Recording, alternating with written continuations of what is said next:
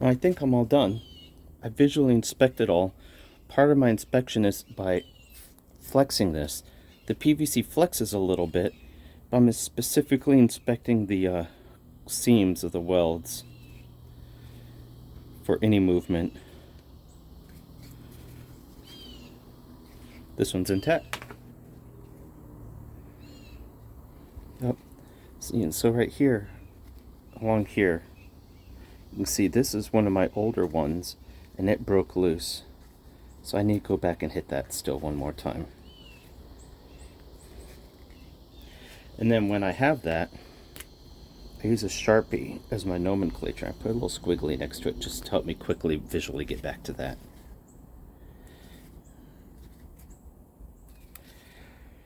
The PVC is kind of hard to work with in the sense that its working temperature is real close to its burning temperature. So it's really hard for me to plastic weld it without kind of scorching it a little. That's alright. So I'm going to come back. I'm going to grind this and plastic weld it. Let's do that real quick right now.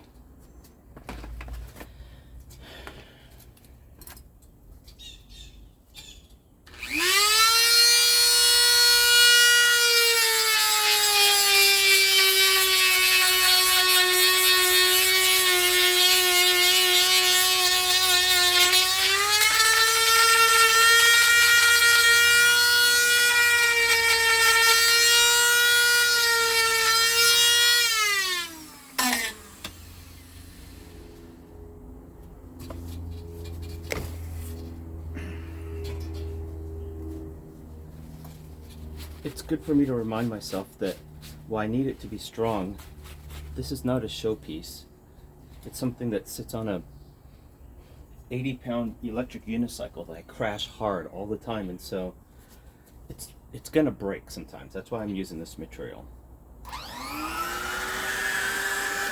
Turn the heat up to 8.5. Boom, let's go.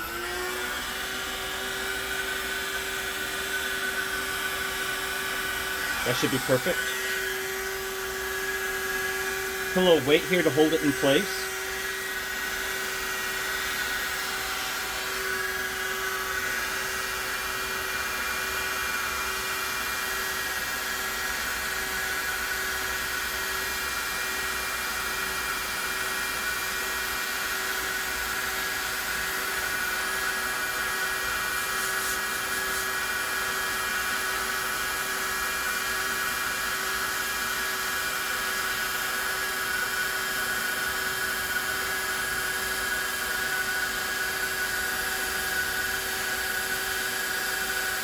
As I do this, I'm watching the rod penetrate into the base material.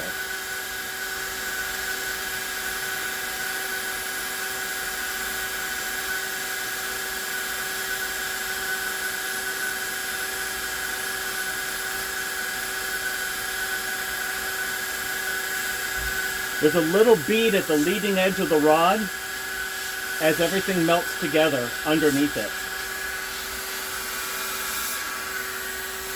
And that's that.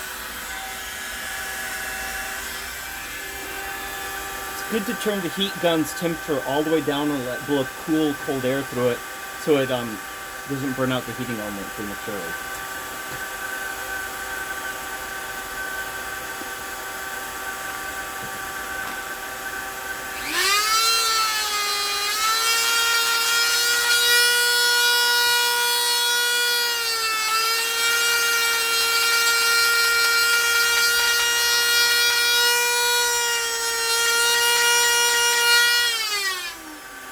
There we go. Needs to cool off for a minute. No, I can touch it immediately. This isn't like metal welding. And that's it. Cool.